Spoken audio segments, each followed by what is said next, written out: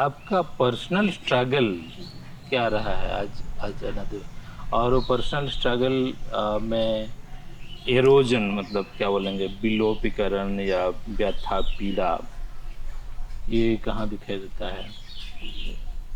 बहुत अच्छा सवाल है कि स्ट्रगल की जब हम बात करते हैं, ये निस्संदेह हमारी जो उम्र का जो दहलीज है, हम जिस उम्र पर यहाँ बैठे हैं, सफ़र कर रहे हैं, तो शुरू से लेकर के जो स्ट्रगल रहा है अ, हमारा साहित्य लेखन को लेकर के या फिर कहिए कि निजी जीवन को लेकर के, वो बहुत ही स्ट्रगल रहा है।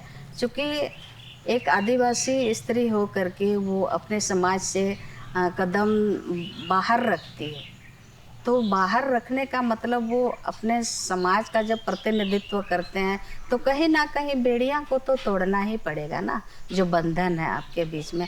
आप अगर बंधन को नहीं तोड़ते हैं, तो आप वो बाहर नहीं निकल पाते हैं। तो बंधन तोड़ने का कहने का मतलब है, जब हमारी समाज को हम चीज़ें ले गए आगे, तो हमें भी बहुत स्ट्रगल करना पड़ा है। पहले तो हमारे समाज के ही लोग हमें उसको रोक-टोक करने की कोशिश किए।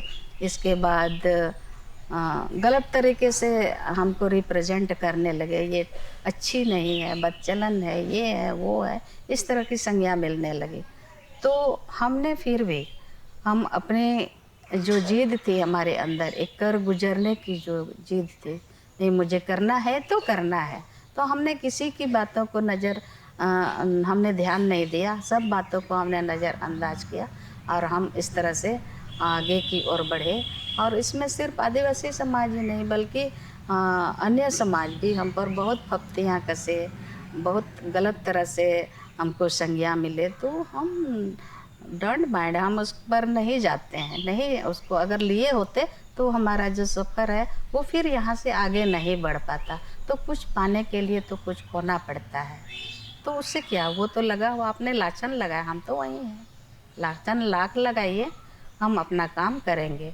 अगर उसके बहकावे में आ जाएँगे, उसके कुछ बातों में हम दुबक के रह जाएँगे, तो हम कुछ नहीं कर पाएँगे। इसके लिए एक जज़्बा होना चाहिए करने की, जब ये वो जज़्बा से ही हम आगे बढ़े हैं।